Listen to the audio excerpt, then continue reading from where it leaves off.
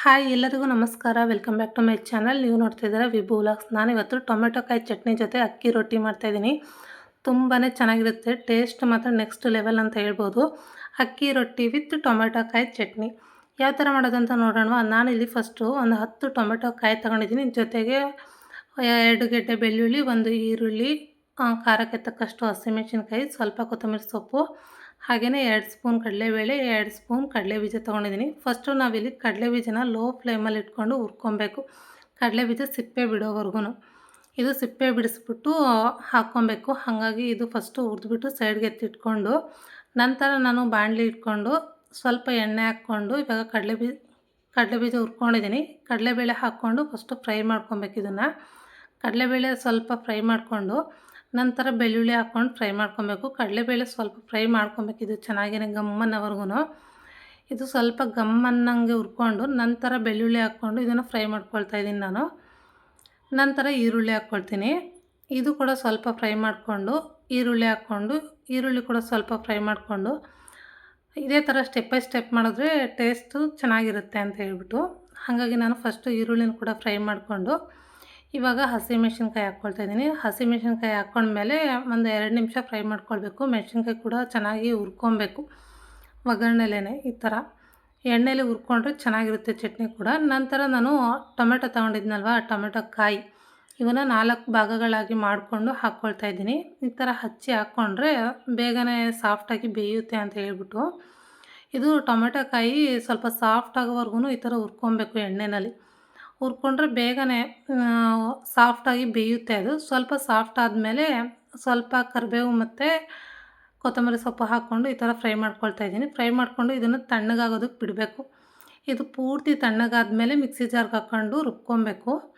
ಇವಾಗ ನಾನು ಇದು ಪೂರ್ತಿ ತಣ್ಣಗಾಗಿದೆ. ಇವಾಗ ಜಾರ್ಗೆ ಹಾಕ್ಕೊಳ್ತಾಯಿದ್ದೀನಿ. ಜಾರ್ಗೆ ಹಾಕ್ಕೊಂಡು ನಂತರ ನಾನು ಹುರಿದಿರೋ ಅಂಥ ಕಡಲೆ ಬೀಜನ ಸಿಪ್ಪೆ ತೆಗೆದುಬಿಟ್ಟು ಹಾಕ್ಕೊಳ್ತಾಯಿದ್ದೀನಿ. ಹಾಕ್ಕೊಂಡು ಇದು ರುಬ್ಬೋದಕ್ಕೆ ಎಷ್ಟು ಬೇಕಷ್ಟು ನೀರು ಹಾಕ್ಕೊಂಡು ಈ ಥರ ನೈಸಾಗಿ ರುಬ್ಕೊಂಡಿದ್ದೀನಿ. ತುಂಬಾ ಚೆನ್ನಾಗಾಗಿತ್ತು. ಟೇಸ್ಟ್ ಮಾತ್ರ ನೆಕ್ಸ್ಟ್ ಲೆವೆಲ್ ಅಂತ ಹೇಳ್ಬೋದು. ತುಂಬ ಚೆನ್ನಾಗಿತ್ತು. ನಾನು ಕೂಡ ಫಸ್ಟ್ ಟೈಮ್ ಮಾಡಿದ್ದು ಟೊಮೆಟೊ ಚಟ್ನಿ. ಈಗ ನಾನು ಮತ್ತೆ ಅದೇ ಬಾಣಲಿ ಇಟ್ಕೊಂಡು ಎಣ್ಣೆ ಕಾದ ನಂತರ ಸಾಸಿವೆ ಹಾಕ್ಕೊಳ್ತಾಯಿದ್ದೀನಿ. ಸಾಸಿವೆ ಚಟಪಟ ಅಂದಮೇಲೆ ಸ್ವಲ್ಪ ಜೀರಿಗೆ ಹಾಕ್ಕೊಳ್ತಾಯಿದ್ದೀನಿ. ಜೀರಿಗೆನೂ ಕೂಡ ಸ್ವಲ್ಪ ಸಿಡಿದ ಮೇಲೆ 2 ಬ್ಯಾಡಗೆ ಮೆಣಸಿನ್ಕಾಯಿ ಮತ್ತು ಕರಿಬೇವು ಹಾಕ್ಕೊಂಡು ಫ್ರೈ ಮಾಡ್ಕೊಳ್ತಾಯಿದ್ದೀನಿ. ಫ್ರೈ ಮಾಡಿಕೊಂಡು ಇವಾಗ ಇದೇ ಬಾಣಲಿಗೆ ನಾನು ರುಬ್ಕೊಂಡಿರೋಂಥ ಚಟ್ನಿ ಹಾಕ್ಕೊಂಡು ಮಿಕ್ಸ್ ಮಾಡ್ಕೊಳ್ತೀನಿ. ಇಷ್ಟೇ, ಟೊಮೆಟೊ ಕಾಯಿ ಚಟ್ನಿ ರೆಡಿ ಆಯಿತು. ತುಂಬಾ ಚೆನ್ನಾಗಾಗಿತ್ತು. ನಿಜಕ್ಕೂ ನಾನು ಫಸ್ಟ್ ಟೈಮ್ ಮಾಡಿದ್ದು. ಟೇಸ್ಟ್ ಮಾತ್ರ ನೆಕ್ಸ್ಟ್ ಲೆವೆಲ್ ಅಂತ ಹೇಳ್ಬೋದು. ಅಷ್ಟು ಚೆನ್ನಾಗಾಗಿತ್ತು. ಟೊಮೆಟೊ ಚಟ್ನಿ ರೆಡಿ ಆಯಿತು. ಇವಾಗ ಅಕ್ಕಿ ರೊಟ್ಟಿ ಮಾಡಬೇಕು. ಇದು ಈ ಥರ ತಿರುವ್ಕೊಂಡು ಫಸ್ಟು ನಂತರ ಸ್ವಲ್ಪ ಬೆಲ್ಲ ಹಾಕ್ಕೊಂಡ್ರೆ ಸಾಕು. ಬೆಲ್ಲ ಬೇಕು ಅಂದರೆ ಹಾಕ್ಕೊಳ್ಳಿ, ಬೇಡ ಅಂದರೆ ಸ್ಕಿಪ್ ಮಾಡ್ಕೊಳ್ಳಿ. ಕೆಲವ್ರಿಗೆ ಬೆಲ್ಲ ಹಾಕಿದ್ರೆ ಇಷ್ಟ ಆಗೋದಿಲ್ಲ. ಆದರೆ ನಮಗೆ ಬೆಲ್ಲ ಹಾಕಿದ್ರೇ ಚೆಂದ, ಸ್ವಲ್ಪ ಚೆನ್ನಾಗಿರುತ್ತೆ ಅಂತ ಹೇಳ್ಬಿಟ್ಟು ನಾನು ಸ್ವಲ್ಪ ಹಾಕ್ಕೊಂಡಿದ್ದೀನಿ ಅಷ್ಟೇ. ಮಾಮೂಲಿ ನಾನು ನಾರ್ಮಲ್ ಚಟ್ನಿಗೆ ಹಾಕೋದಿಲ್ಲ. ಈ ಚಟ್ನಿಗೆ ಸ್ವಲ್ಪ ಹಾಕ್ಕೊಂಡು ಚಟ್ನಿ ರೆಡಿ ಆಯಿತು. ಈಗ ನಾನು ರೊಟ್ಟಿಗೆ ಈರುಳ್ಳಿ ಮತ್ತು ಹಸಿಮೆಣಸಿನ್ಕಾಯಿ, ಸ್ವಲ್ಪ ಜೀರಿಗೆ ಪುಡಿ, ಹಾಗೆಯೇ ಕಡಲೆ ಬೀಜದ ಪುಡಿ, ಸ್ವಲ್ಪ ಕೊತ್ತಂಬರಿ ಸೊಪ್ಪು ಹಚ್ಚಿ ಎಲ್ಲ ರೆಡಿ ಮಾಡ್ಕೊಂಡಿದ್ದೆ. ಇವಾಗ ಒಂದು ಪಾತ್ರೆ ತೊಗೊಂಡು ಅದಕ್ಕೆ ನಾನು 2 ಬೌಲ್ ಅಕ್ಕಿ ಹಿಟ್ಟು ಹಾಕ್ಕೊಳ್ತಾಯಿದ್ದೀನಿ. ಅಕ್ಕಿ ಹಿಟ್ಟಿನ ಜೊತೆ ನಾನು ಈರುಳ್ಳಿ ಮತ್ತು ತುರಿದಿರೋಂಥ ಹಸಿಮೆಣಸಿನ್ಕಾಯಿ, ಜೀರಿಗೆ ಪುಡಿ, ಕಡಲೆ ಬೀಜದ ಪುಡಿ ಇದನ್ನೆಲ್ಲ ಹಾಕ್ಕೊಳ್ತಾಯಿದ್ದೀನಿ. ಇದೆಲ್ಲ ಹಾಕ್ಕೊಂಡು ರುಚಿಗೆ ತಕ್ಕಷ್ಟು ಉಪ್ಪು ಹಾಕ್ಕೊಂಡು ಇದೆಲ್ಲ ಫಸ್ಟು ನಾವು ಡ್ರೈ ಆಗಿಯೇ ಸ್ವಲ್ಪ ಮಿಕ್ಸ್ ಮಾಡ್ಕೋಬೇಕು. ನೀರು ಹಾಕ್ಕೊಳ್ದೇನೆ ಹಾಗೆಯೇ ಫಸ್ಟು ಮಿಕ್ಸ್ ಮಾಡಿಕೊಂಡು ನಂತರ ನೀರು ಹಾಕ್ಕೊಂಡು ಸ್ವಲ್ಪ ನೀರು ಹಾಕ್ಕೊಂಡು ಕಲಿಸ್ಕೊಬೇಕು. ಒಂದೇ ಸರಿ ನೀರು ಹಾಕ್ಕೊಳ್ಬಾರ್ದು. ಒಂದೇ ಸರಿ ನೀರು ಹಾಕ್ಕೊಂಡ್ರೆ ಆಮೇಲೆ ದೋಸೆ ಹಿಟ್ಟು ಆಗೋಗ್ಬಿಡುತ್ತೆ. ಹಾಗಾಗಿ ಸ್ವಲ್ಪನೇ ನೀರು ಹಾಕ್ಕೊಂಡು ಕಲಿಸ್ಕೊಬೇಕು. ಇದನ್ನು ಸ್ವಲ್ಪ ಗಟ್ಟಿಯಾಗೂ ಬೇಡ, ಜಾಸ್ತಿ ತೆಳುವಾಗೂ ಬೇಡ, ಹಾಗೆ ಕಲಿಸ್ಕೊಬೇಕಿದು. ಜಾಸ್ತಿ ಗಟ್ಟಿಯಾಗಿ ಕಲಿಸ್ಕೊಂಡ್ರೆ ರೊಟ್ಟಿ ಕೂಡ ಗಟ್ಟಿಯಾಗಿಬಿಡ್ತವೆ. ಹಾಗಾಗಿ ನಾನು ಸ್ವಲ್ಪ ತೆಳುವಾಗೇ ಕಲಿಸ್ಕೊಳ್ತೀನಿ. ಆದರೆ ದೋಸೆ ಹಿಟ್ಟಿಗಿಂತ ಸ್ವಲ್ಪ ಗಟ್ಟಿಯಾಗಿ ಕಲಿಸ್ಕೊತೀನಿ ಅಷ್ಟೇ. ಸ್ವಲ್ಪ ಈ ಥರ ಸ್ವಲ್ಪನೇ ನೀರು ಹಾಕ್ಕೊಂಡು ಕಲಿಸ್ಕೊಳ್ತಾಯಿದ್ದೀನಿ ನಾನು. ನನ್ನ ಮಗ ಅಲ್ಲೇ ವೆಯ್ಟ್ ಮಾಡ್ತಾನೆ. ನಾನು ಈ ಥರ ರೊಟ್ಟಿ ಹಿಟ್ಟು ಅಥವಾ ದೋಸೆ ಹಿಟ್ಟು, ಚಪಾತಿ ಹಿಟ್ಟು ಕಲಿಸ್ತಾ ಇದ್ದೀನಿ ಅಂತಂದರೆ ಅವ್ರು ಕಾಯ್ಕೊಂಡು ಕೂತಿರ್ತಾರೆ ತಿನ್ನೋದಕ್ಕೆ ಚೆನ್ನಾಗಿರುತ್ತೆ ಅಂತ ಹೇಳ್ಬಿಟ್ಟು. ಯಾಕಂದರೆ ಈರುಳ್ಳಿ, ಮೆಣಸಿನ್ಕಾಯಿ, ಕಡಲೆಬೀಜ ಎಲ್ಲ ಹಾಕಿರ್ತೀನಲ್ಲ, ಹಾಗಾಗಿ ಕೊಡಮ್ಮ ಅಂತ ಹೇಳ್ಬಿಟ್ಟು ವೆಯ್ಟ್ ಮಾಡ್ತಾಯಿದ್ದ ಅವನು. ನಾನು ಕಲಿಸ್ಬಿಟ್ಟು ಅವನಿಗೂ ಸ್ವಲ್ಪ ಕೊಟ್ಟು ಈ ಥರ ಎಲ್ಲ ಕಲಸಿ ಇಟ್ಕೊಂಡೆ. ಸ್ವಲ್ಪನೇ ನೀರು ಹಾಕ್ಕೊಂಡು ಹಿಟ್ಟು ರೆಡಿ ಆಯಿತು. ಇವಾಗ ಗ್ಯಾಸ್ ಆನ್ ಮಾಡಿಬಿಟ್ಟು ಹೆಂಚಿಟ್ಟಿದ್ದೀನಿ. ಹೆಂಚು ಕಾಯೋಷ್ಟರಲ್ಲಿ ನಾವು ರೊಟ್ಟಿ ತಟ್ಕೋಬೇಕು. ನಾನು ಈ ಥರ ಮಣೆ ಮೇಲೆ ಒಂದು ಪೇಪರ್ ಹಾಕ್ಕೊಂಡು ಪೇಪರ್ ಮೇಲೆ ತಟ್ಕೊಳ್ತೀನಿ. ಈ ಥರ ಒಂದು ಉಂಡೆ ತೊಗೊಂಡು ಹಿಟ್ಟು ಕಲಿಸ್ಕೊಂಡಿದ್ನಲ್ಲ ಅದರಲ್ಲಿ ಈ ಥರ ಒಂದು ಬಾಲ್ ಥರ ಮಾಡಿಕೊಂಡು ಹಿಟ್ಟು ತೊಗೊಂಡು ಈ ಥರ ಕೈಗೆ ಎಣ್ಣೆ ಸವರ್ಕೊಂಡು ತಟ್ಕೊಳ್ತಾ ಇದ್ದೀನಿ. ನಮ್ಗೆ ಎಷ್ಟು ತೆಳ್ಳಗೆ ಬೇಕೋ ಅಷ್ಟು ತೆಳ್ಳಗೆ ತಟ್ಕೋಬೋದು. ತೆಳ್ಳಗೆ ಬೇಕಂದರೆ ತೆಳ್ಳಗೆ, ದಪ್ಪ ಬೇಕು ಅಂದರೆ ದಪ್ಪಗೆ. ಆಲ್ಮೋಸ್ಟು ಎಲ್ಲ ತೆಳ್ಳುವಾಗೇ ತಟ್ಕೊಳ್ಳೋದು. ನಾನು ಕೂಡ ತೆಳ್ಳುವಾಗೇ ತಟ್ಟುತ್ತೀನಿ. ತುಂಬಾ ಚೆನ್ನಾಗಿರುತ್ತೆ ರೊಟ್ಟಿ ಮಾತ್ರ. ನಮ್ಮ ಮನೇಲಿ ಚಟ್ನಿ ಏನು ಕೇಳೋದಿಲ್ಲ ನನ್ನ ಮಕ್ಕಳು. ತುಪ್ಪ ಒಂದಿದ್ರೆ ಸಾಕು ಅವ್ರಿಗೆ. ತುಪ್ಪನೇ ಹಾಕ್ಕೊಂಡು ತಿಂತಾರೆ. ನಾನು ಇನ್ನೂ ಟೇಸ್ಟ್ ಚೆನ್ನಾಗಿರುತ್ತಲ್ಲ ಅಂತ ಹೇಳ್ಬಿಟ್ಟು ಚಟ್ನಿ ಮಾಡಿದ್ದೆ ಅಷ್ಟೇ. ಇಲ್ಲ ಅಂತಂದರೆ ನನ್ನ ಮಕ್ಕಳೇನು ಕೇಳೋದಿಲ್ಲ ಚಟ್ನಿ. ನಾನು ಸುಮ್ಮನೆ ಟೇಸ್ಟ್ಗೆ ಅಂತ ಹೇಳ್ಬಿಟ್ಟು ಮಾಡ್ತೀನಿ ಅಷ್ಟೇ ಚಟ್ನಿನ.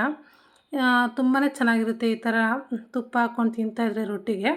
ಇವಾಗ ರೊಟ್ಟಿ ತಟ್ಕೊಂಡಿದ್ನಲ್ವ, ಹೆಂಚು ಕೂಡ ಕಾದಿತ್ತು. ಇವಾಗ ಎಣ್ಣೆ ಸವರ್ಕೊಳ್ತಾ ಇದ್ದೀನಿ. ಎಣ್ಣೆ ಸವರ್ಬಿಟ್ಟು ಇವಾಗ ನಾನು ತಟ್ಟಿರೋವಂಥ ರೊಟ್ಟಿನ ಹಾಕ್ಕೊಳ್ತಾ ಇದ್ದೀನಿ.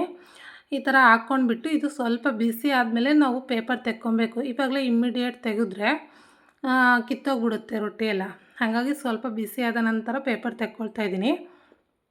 ಪೇಪರ್ ತೆಕ್ಕೊಂಡ್ಮೇಲೂ ಒಂದು 2 ನಿಮಿಷ ಬೇಯಿಸ್ಕೊಬೇಕು. ನಂತರ ತಿರುವಾಕ್ಬೇಕು. ನನಗೆ ತುಂಬ ಜನ ಕೇಳಿರೋ ಅಂಥ ಪ್ರಶ್ನೆ ಏನಪ್ಪ ಅಂದರೆ, ನೀನು ಕಡಲೆ ಬೀಜ ಜಾಸ್ತಿ ಹಾಕ್ತೀಯಾ, ರೊಟ್ಟಿ ಕಿತ್ತೋಗಲ್ವಾ ಅಂತ ಹೇಳ್ಬಿಟ್ಟು.